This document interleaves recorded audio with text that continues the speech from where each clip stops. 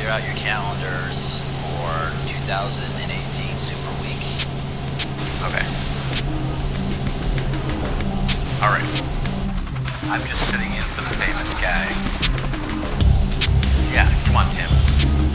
Ladies and gentlemen, welcome to Superweek 2017! Data and surveillance and automation is becoming more tightly coupled with our everyday existence, and so that is, it both, because it expands scale of making decisions, that's both for good and for ill. And so if there's certain political organizations or political structures that are nefarious, they're going to have potentially increased power. But then on the flip side, I guess, you know, the fact that there's these greater communications data systems helps individual citizens organize, perhaps. So I think it's actually maybe a much larger issue for society, more so than our industry. It's important to sit down and kind of analyze where we've been as an industry and where we want to go, and understanding the underlying data sources and the types of things that we're interested in collecting really is going to inform how we can use that going forward. The things that we were doing 5 years ago, or things that we thought 5 years ago would be magic or magical with big data, we're doing these things right now. It's not just a case of we're doing these things, but we're actually having a positive impact with these things as well. You know, the scale of the data, the richness and the complexity of the data. There's a greater interest for everything that relates to data science, machine learning, artificial intelligence, anything that relates to the merger in a way of what we used to do as web analysts and data science that are really coming together. Melbourne.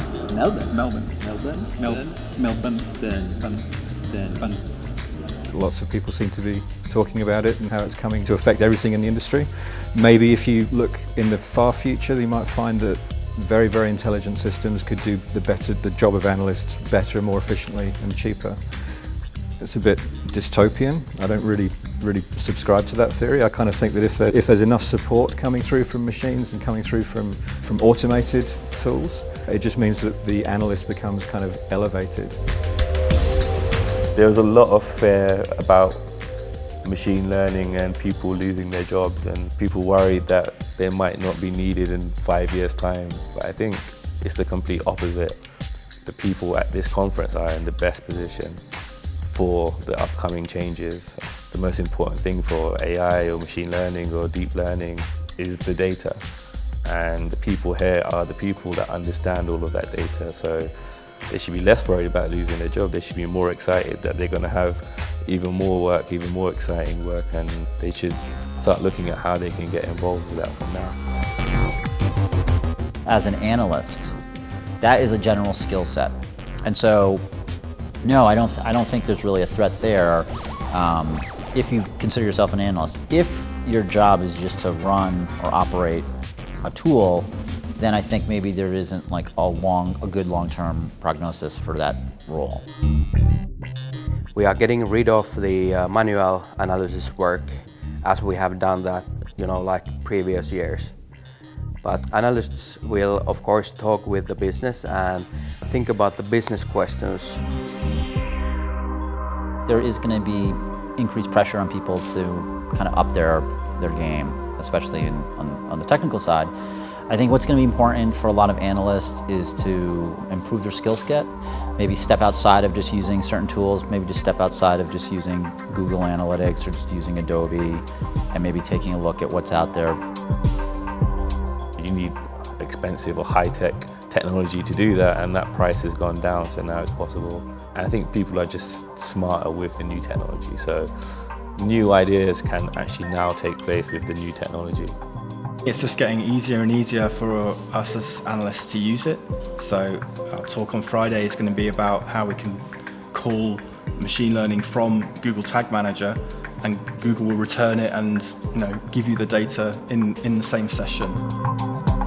I think that the undercurrent that I see happening is a move to a more proprietary and open as in for a company, proprietary data sets, in addition to the typical analytics and measurement technologies that are out there. Yeah, that's only going to get easier and easier. And I think Google are like betting their whole future upon it, That was what they came out with, it's like, this is what we're going to be doing. similar tools from other companies. The whole idea is that now there is so much data, you do need these special platforms to be able to handle all of that. Hopefully by the end of this year, we'll see some applications of that actually coming, case studies coming up where it's really started to do it, and it might come standards for the industry.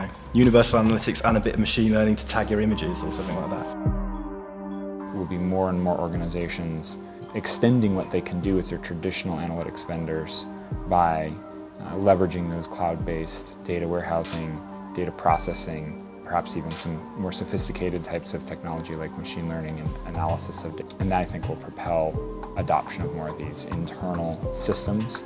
But I don't think that's going to replace traditional analytics tools and vendors and testing tools. It's just too hard to build your own wheel.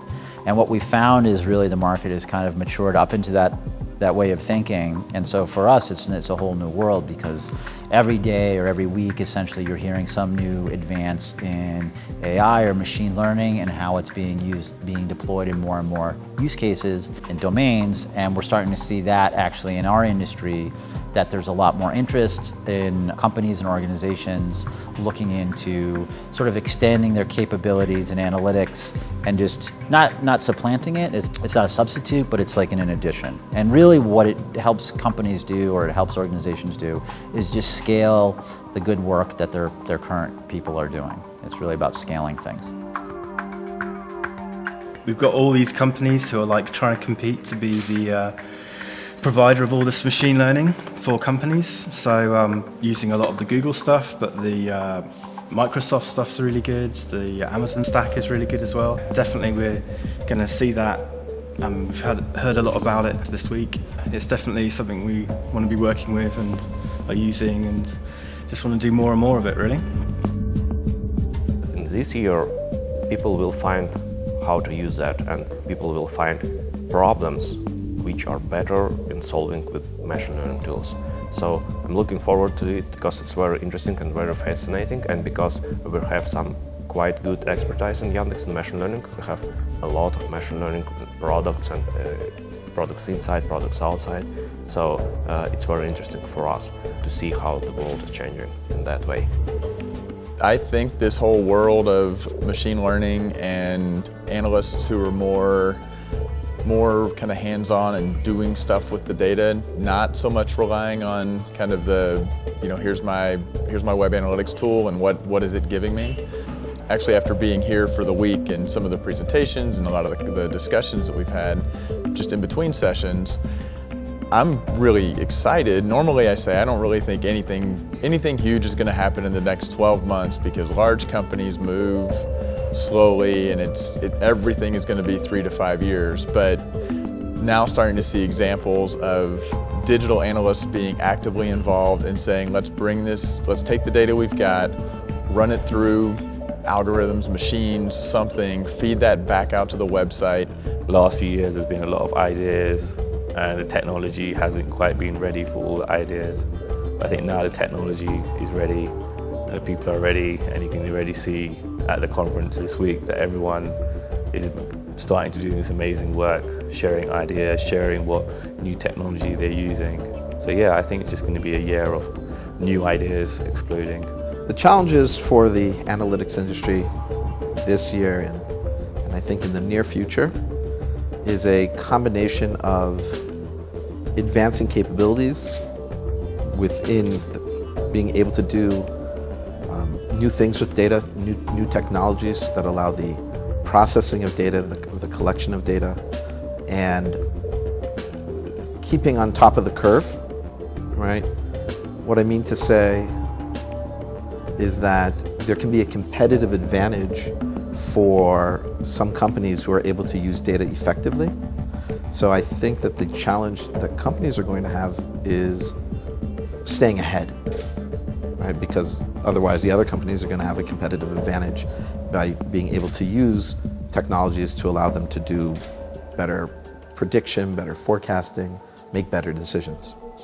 I noted in Tim-Leighton-Boyce's presentation today, where he's working with the government in the United Kingdom, It's very much trying to help the society. The government is a function of providing services for the people.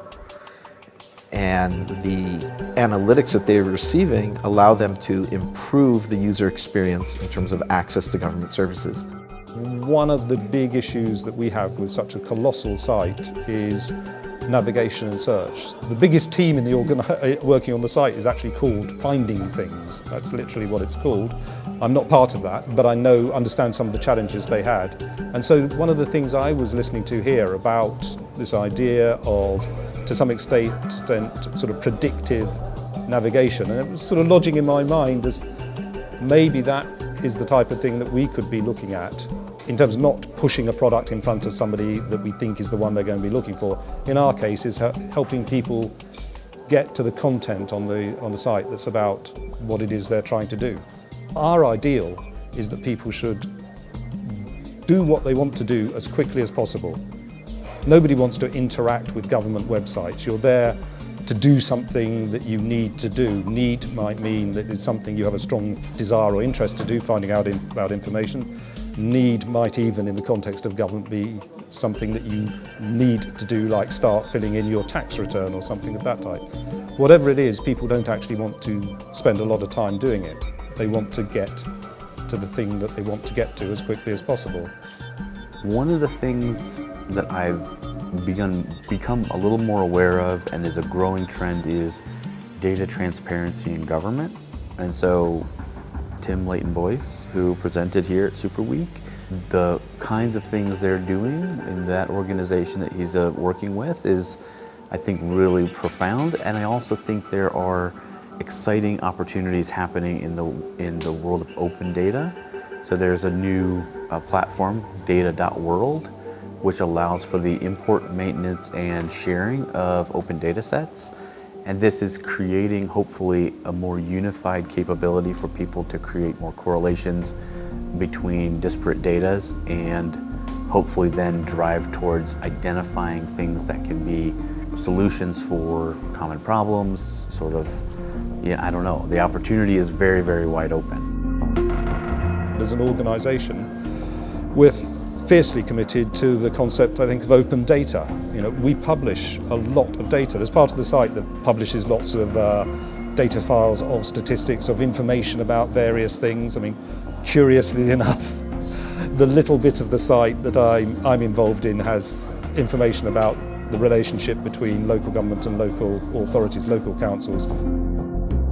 A few weeks ago, I had a conversation with a couple of guys that started data.world, which is it's actually Brett Hurt totally came from our world. He founded Core Metrics, he founded Bizarre Voice, and then John Loyens, who's more of a product guy. But the conversation with them was around open data, and I was trying to figure out, what does open data mean? I'm used to various governments saying we're going to make our data available and people can kind of work with it.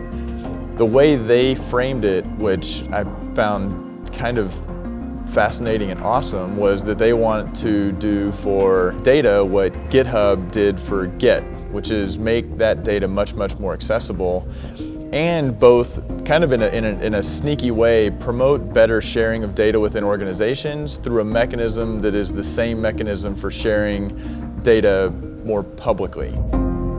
The data that we're managing there is available on a part of the website called data.gov.uk. There are loads of data sets there which are just available for people to use. And I think the government as a whole is actually extremely keen to make use of open data, to make data shared and available so that it can be used in lots of different ways, which you may not be able to predict. You typically can't predict the ways in which this can be used to benefit society. But if it's open and lots of people have access to it and can use it, lots of very, very super bright people have access to it and can do things with it which turn out to be of value to society. There's the mind shift of organizations that are collecting data that they can make parts of that available in a way that isn't a competitive threat to them, as well as more people getting capable of manipulating and working with the data. Those two can come together. The public data sets that are now becoming available the open source tools, that's really helping with the community. So it means people coming from education, people working in companies, everyone can start to collaborate, and it's less about having to afford these expensive tools. It's more about the information is there now and it's available, there's free technology to do it. So that's just going to lead to more people collaborating and therefore creating these ideas that can go beyond just analytics. You know, looking at Uber making some of their data available so that governments and individuals can kind of analyze traffic patterns and figure out better ways to make travel in a city work better.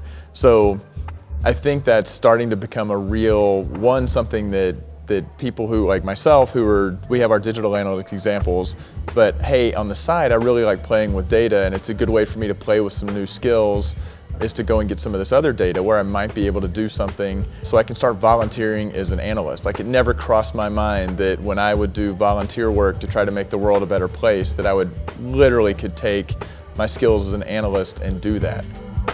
I think it would be really awesome if we as an industry started helping companies like UNICEF or other UN agencies that are publishing lots of data, visualize this data and help change policies, help change people's minds on what's going on, what's the status of the world, how we're developing, and who's winning, who's losing, right? So there are lots of people suffering now, and I think that's something that I personally would really like to help improve.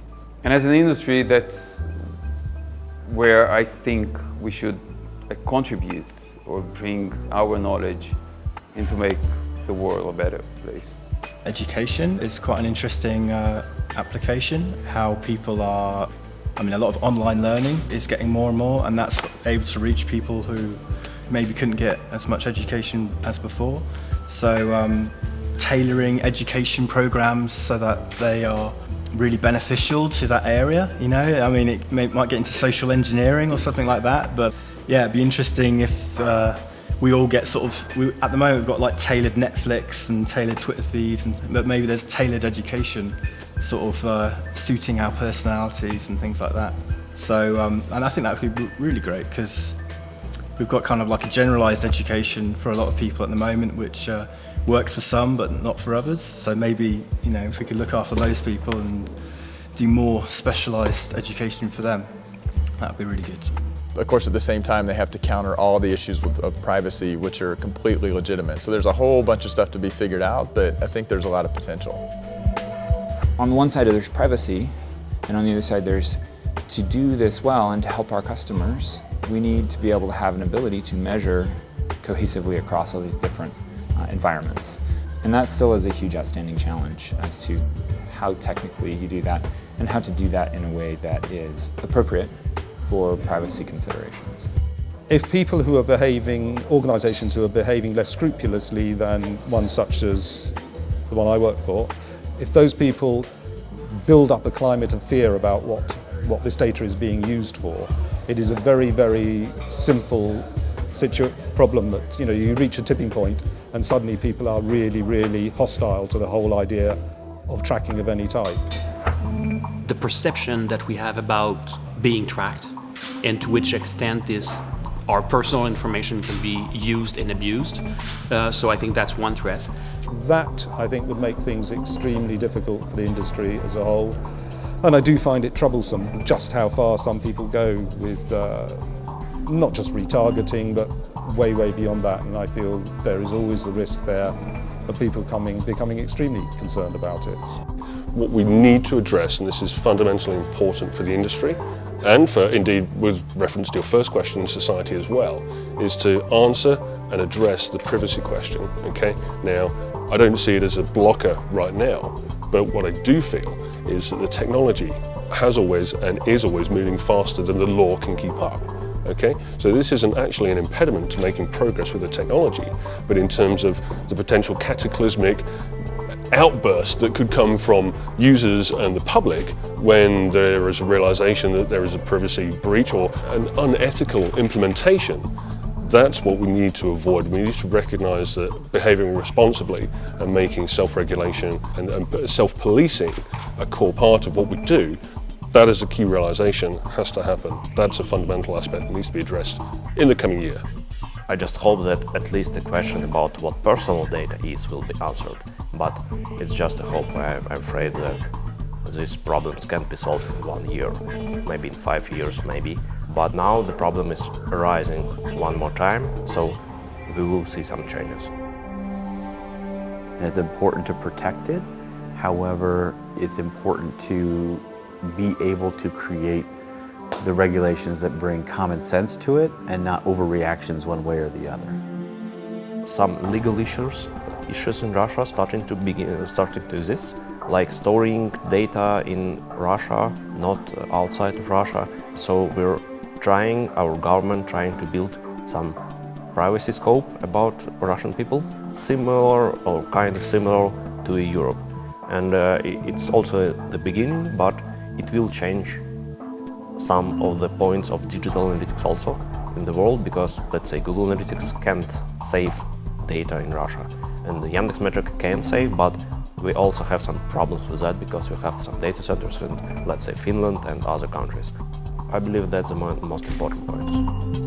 As an analytics industry, we have to keep an eye on privacy. I think it's a really important topic. We've had various speakers come and speak directly about privacy, and it's something that maybe we don't take as seriously in some cases. I know at Google it's something we take very seriously, and we are constantly ensuring that our policies are protecting our users and their privacy. And I think that we need to understand how that works across borders. I know in Europe there are much more serious implications for privacy and various issues there, and to be a global business, we need to take that into consideration. For companies, I think starting to really start thinking about data privacy and Europeans' new law, the European new law on GDPR, which is the data protection plan, privacy law. And I think that is going to put new constraints on both how data is used and managed, but then also how machine learning systems and automated systems are used. It's going to, I think, really start to really affect the market. So I'm not sure if it's necessarily going to be this year, but maybe more the tail of the next year when people really start realizing that in May of 2018, there's a whole new set of regulations that come in with a lot of teeth. That's my feeling. I'm actually less concerned about privacy right now, that it will go in a bad direction legislatively. If anything, what I think will create a potential threat is that the climate, at least in the United States, is going to remove any sense of regulation, perhaps. I hope not, but that's a concern. And the reason why I think that's a threat to our industry, instead of it being like, oh great, we can do whatever we want is maybe not a good idea. Maybe I should say whatever we can is perhaps not a good idea. Just because we can do something is maybe not a good reason to do it. And I think if we see that greater move towards deregulation in the United States, I don't think the rest of the world is going to stop. And so now that will create a disparity, a difference between what US companies and technologies are doing and technologies outside the US can do. And that will be a big challenge because organizations in the US will have to comply with laws outside the US. Organizations outside the US are going to be perhaps less ready to use great technology coming out of the United States. And I think that would be an unfortunate situation for all in the measurement industry. Certainly that's a mitigating factor in terms of the way that we might just want to collect all sorts of data about all sorts of people and have the most robust user analytics or customer analytics as possible. But on the other side, not everyone's so comfortable with that. So where do we find that balance? Kind of a fragile subject, right?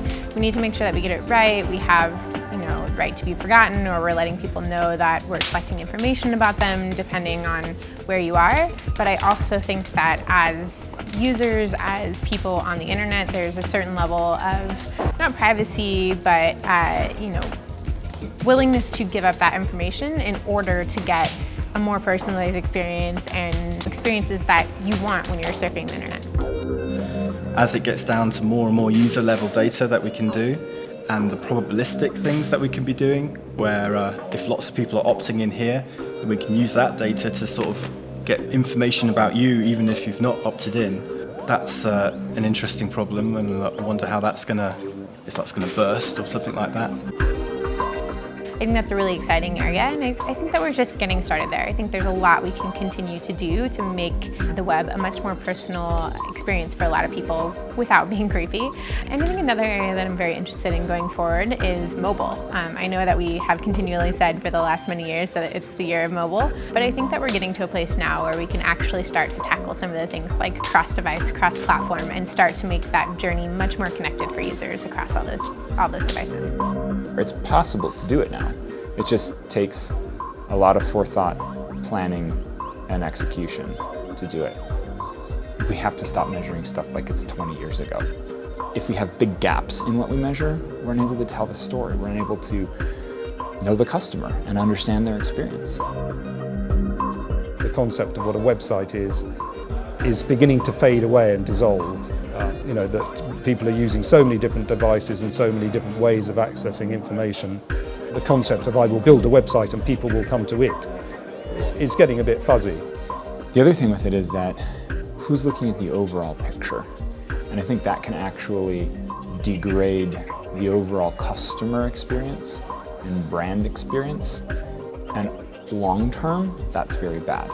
So it's bad for companies, and it's also bad for our industry, because if an organization invests in digital measurement and 2-3 years down the road goes, why is our brand declining in the industry? And if part of the contribution to that is this improper reliance on and use of data, that will reflect badly on our industry and result in lower investments. And I think that would also be tragic. I think that the right use of measurement technology, where the digital analytics is what enables a company to understand and know their customer, is very, very important. We're moving towards a more cross-device and cross-platform approach to how we're looking at data and users and how we're performing our marketing. But we have to stick to that. We have to stick to the understand and know your customer, know everything about their experience and what they're doing. Integrate that data with other data about your overall business experience, because what someone has as far as an experience in a retail environment and on a mobile app and online, for the customer's mind, it's all the same thing. And if your data sets don't tie together, you might think, oh, our mobile's great, or our web is great, or in-store is great, when maybe one or two aren't, and that will actually result in a bad customer experience and loss of customers. That is not a threat, but a risk. So there's going to be additional risk in the industry, and that needs to be mitigated. And I think as long as you're aware of it, companies and organizations, can mitigate it. And what's also nice is it'll help them think a little bit more clearly on the value of data. Does it make sense for us to collect this data? I think up until this point, there's been this general idea that you should collect everything without really thinking through about the cost of collecting it, the additional complexity that leads to is having all this data. How do we wind up actually using it? And so in a good way, I think some of these regulations are going to really force people to think a little bit more strategically about their processes, their data processes, their data governance, and also how data interacts with their larger marketing system and their larger organizations. There is a general pattern, if you say, when we look at governments and organizations as well, that they're becoming more and more segregated, which I think is kind of an issue when we think about data, right? So we want data to be as unified as possible, and obviously, there are many privacy laws. It's very important to keep that in mind, but we have to see how we keep the balance between having unified big data and having segregated, data sets inside firewalls. So I think the biggest change is going to be an increase of responsibility. And with an increase of responsibility, of course, comes an increase in needing to find good things to say all the time. That's our challenge. We've grown to a point where being a web analyst or digital analyst, there's no way you can do everything. So the magic recipe is to find what drives you in the morning. Is it more a good, implementation challenge? Is it more statistics and analysis? Is it more the business side of things? What keeps me up at night is that I am concerned that I have a fear that there are too many analysts who aren't thinking about the future and are thinking, it is complicated to capture the data of traffic to our website. And that is my role, is to master this collection of data and to get dashboards efficiently produced and to do ad hoc analysis. My fear is there are a ton of those analysts who aren't standing up out of their cubicles, looking around at what some of their more innovative peers are doing. And what scares me about that is that they're training the marketers and the stakeholders that that's what a web analyst does. And those other stakeholders, they're going to move on to other roles, and that's what their perception of what our industry will be. The people who were web analysts that didn't evolve to embrace new or an expansion of the field that we're in are going to lose their value in the market. So again, data science. Since there is going to be much more demand, there is a lot more folks in the space who are kind of outside of the industry but are very technical. You could call them data scientists or not. And so I think there is going to be, I guess, increased pressure on people to kind of up their game. That's kind of this insidious thing we have to fight, that we are going to become the next, buggy whips. Like, we will be marginalized because there will be like large consultancies and statisticians and data scientists who aren't in our space, who come in, they make the pivot to say, we're going to look at this digital marketing data and we have all these other things we can do with it. And that kind of scares me, that we could wind up kind of a whole industry that they're like, oh, there are no more digital analysts. I think that'd be a good, that there would be no more digital analysts. I would like the digital analysts to be the ones driving that obsolescence. There's probably, as most of the rest of the world, a skills difficulty, a skills gap. I always think that people who work in analytics love it because it uses the right brain and the left brain. It's creative, but it's also very technical, tactical. So finding people who've got that exact kind of mix and that spark is tricky. Obviously, when you do meet someone who's a unicorn like that, you think that's an excellent person. They must be working together. Probably the same problems all over the world. I think maybe in Australia we've been a bit lucky because the GFC didn't really affect us over there because we had an economic boom from mining. So there was not really so much of the problems that they had in USA and Europe, where businesses needed to ask more questions of the marketing spend. People we know in Australia have had increasing marketing budgets year on year since 2008, which is really quite unusual. Maybe there's signs that that's starting to contract and change, but that just means that analytics becomes more important. Anything else that we should say? We should invite people. I'm looking at the camera. I'm supposed to look at you. Zoltan, I think we need to make sure that we stand on the roof tonight and bellow the message of Superweek to the whole planet and pay for TV advertising throughout the Western Hemisphere, the Eastern Hemisphere, the South Pole. The whole world should come to Superweek, because it's super, and it's a week. I'm so done. Thank you. Oh, thank you. Thank you. Wait, can I tell you how much I love Superweek? Sorry? Can I tell you how much I love Superweek? Yeah. So this is my first time to Superweek, and it's definitely been a conference that has been on my radar for several years to attend. I'm super happy to be here, and I can definitely say with confidence this is one of the best conferences that I've been to. I think the level of conversation that I've had, the networking, is top-notch. The people that are here are super high caliber in the industry, and it's really, really refreshing to be in a group and talking to people who are kind of at that next level and looking at what's next and exciting in our industry, because it gives you a baseline to start from and see where those conversations go. I think it's a great venue for that. Superweek is the most important thing. So different than other quick conferences I've been participating. We have had a lot of time, doing snow angels and being in a hot tub and sauna, of course, because I'm from Finland.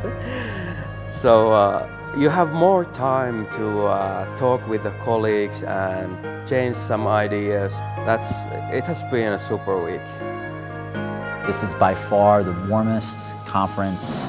It's just such a great energy, and it's just a great opportunity to interact with people who are bringing various different perspectives and different skill sets. it's fabulous. So I definitely think that everyone, if they can make it, they should come here. And if they can't make it to Hungary, which is the mother conference, keep an eye out and see if there's a Superweek near you. But I highly recommend it.